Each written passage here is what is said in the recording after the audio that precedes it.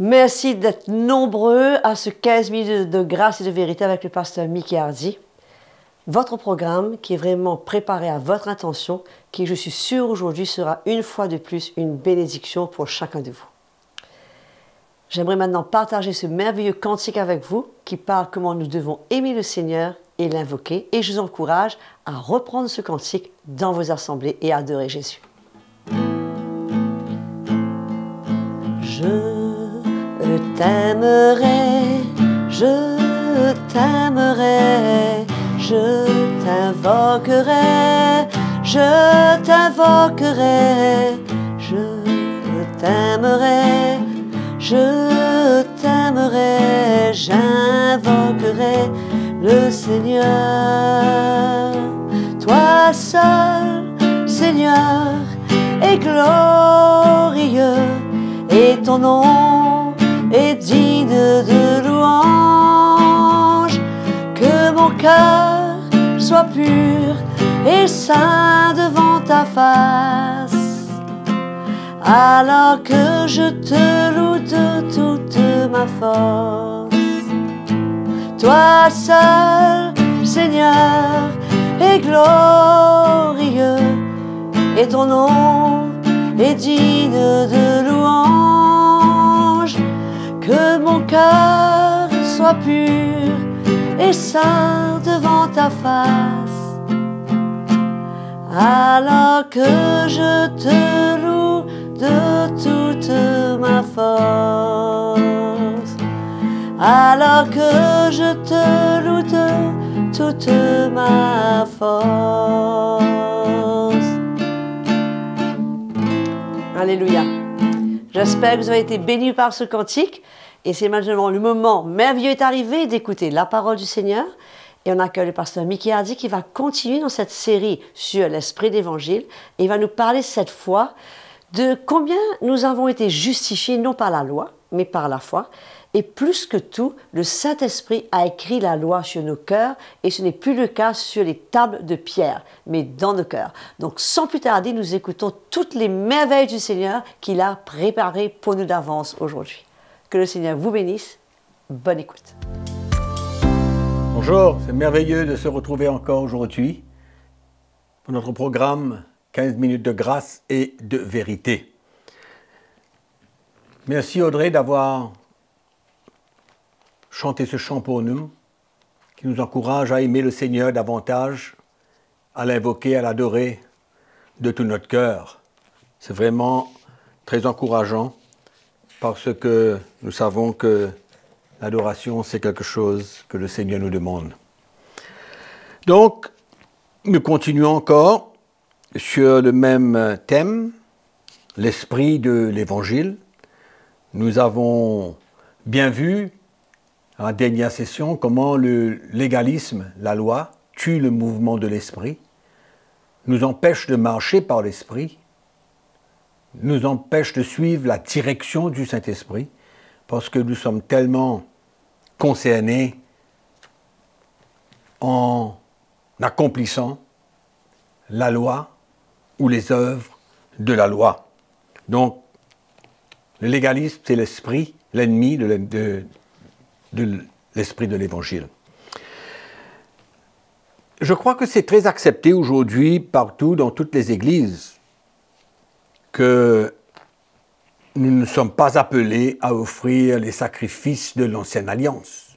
Je crois que tout le monde, partout, la plupart des chrétiens et la plupart des congrégations, des leaders, des serviteurs de Dieu acceptent que nous ne sommes pas appelés à offrir des sacrifices à Dieu, des sacrifices des animaux ou n'importe quel autre sacrifice de l'Ancienne Alliance. Mais le problème, qu'il y a aussi une certaine tendance aujourd'hui, un certain mouvement qui se tourne vers Israël et en même temps qui encourage les chrétiens à faire des sacrifices, ces prescriptions de l'Ancienne Alliance. Et ça, c'est dangereux aujourd'hui d'aller se soumettre aux pratiques de l'Ancienne Alliance. Donc, ouvrons notre Bible dans l'Épître aux Hébreux, au chapitre 10. Encore une fois, nous allons poser des fondements pour nous faire bien comprendre que si nous voulons marcher selon l'esprit de l'Évangile et l'esprit de Christ, nous avons besoin d'être débarrassés de la loi. Libérés complètement de toute forme de loi. Hébreux chapitre 10, verset 11 nous dit « Et tandis que tout sacrificateur fait chaque jour le service et offre souvent les mêmes sacrifices qui ne peuvent jamais ôter les péchés. Lui, c'est-à-dire Christ, après avoir offert un seul sacrifice pour les péchés, s'est assis pour toujours à la droite de Dieu. Il attend désormais que ses ennemis soient devenus son marchepied. Car par une seule offrande, il a amené à la perfection pour toujours ceux qui sont sanctifiés. » Remarquez ce qu'il dit là. Par une seule offrande, il a emmené à la perfection pour toujours ceux qui sont sanctifiés. Ce que la loi n'a pas pu faire, emmener l'homme à la perfection, la Bible nous dit par une seule offrande, l'offrande de Christ, de sa vie, qu'il a offert en sacrifice, emmène à la perfection pour toujours tous ceux qui sont sanctifiés. Alléluia.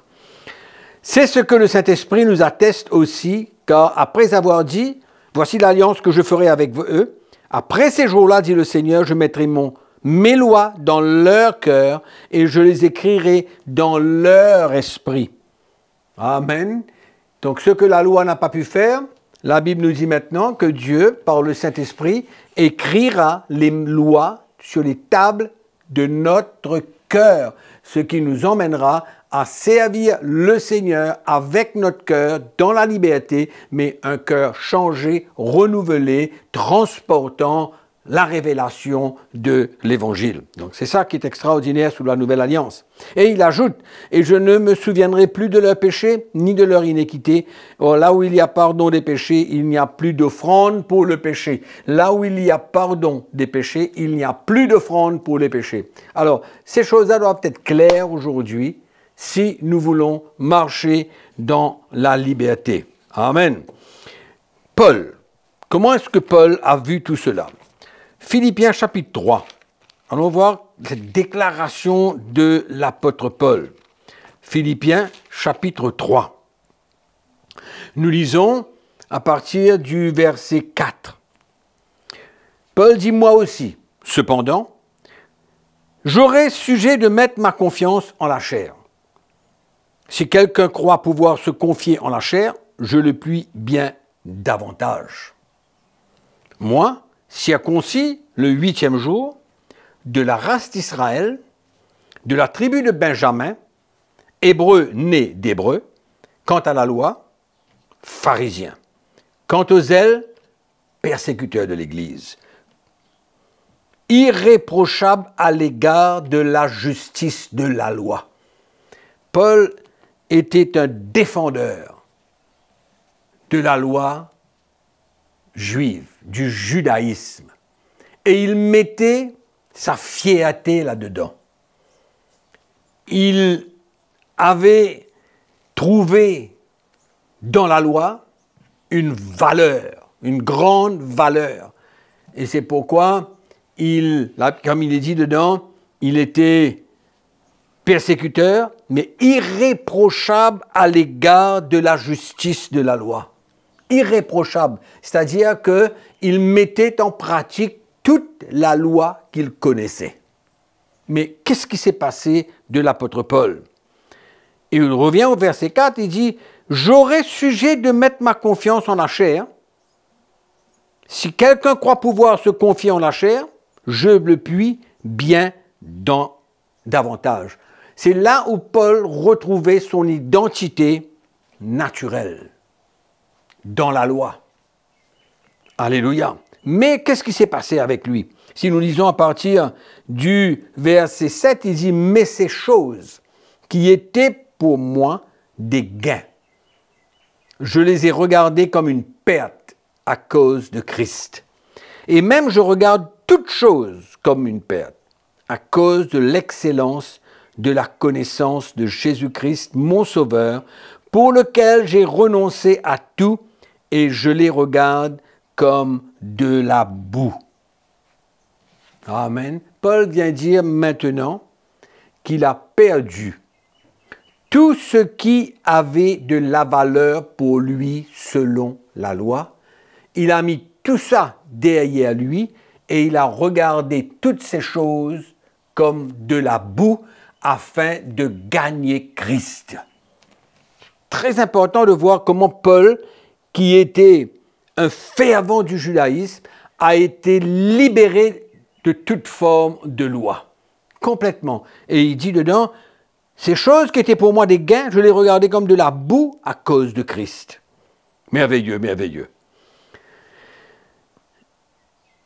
Et d'être trouvé en lui, non avec ma justice, celle qui vient de la loi, la justice qui vient de la loi, mais avec celle qui s'obtient par la foi en Christ.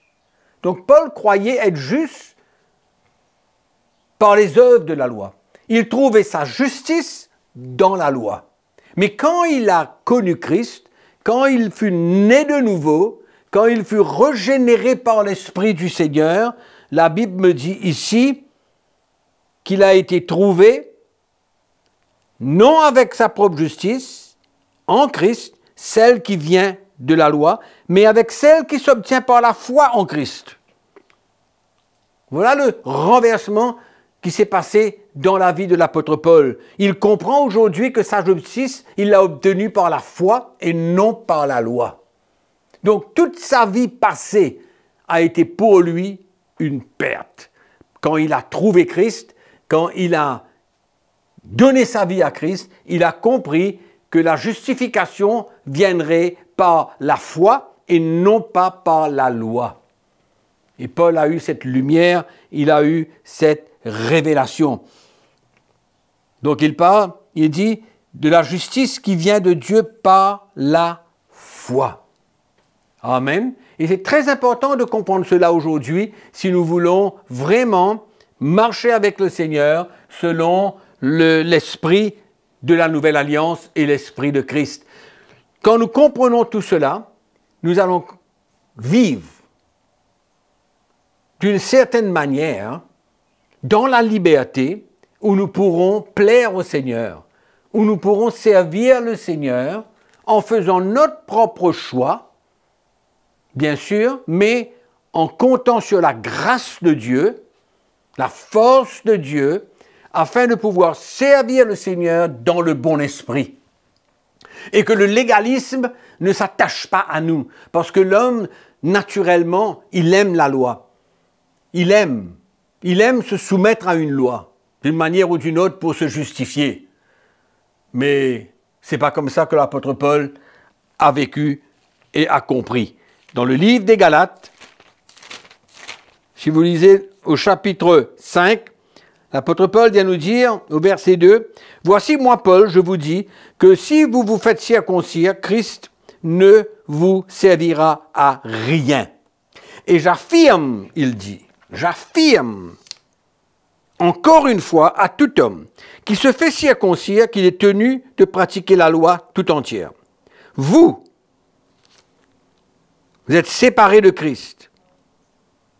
Vous tous qui cherchez la justification dans la loi. Vous êtes déchus de la grâce. Voilà comment Paul explique comment nous ne pouvons pas trouver notre justice dans les œuvres de la loi, mais que la justice s'obtient par la foi. Et il dit, si nous vivons, essayons de trouver faveur devant Dieu par les œuvres de la loi, nous sommes déchus de la grâce. Quelque part séparés de Christ, séparés de la grâce de Dieu. C'est fort quand même, mais c'est extraordinaire, c'est une vérité. Nous allons arrêter là pour aujourd'hui et nous vous remercions d'avoir été présents et que la grâce du Seigneur vous soutienne chaque jour et n'oubliez pas que je vous aime.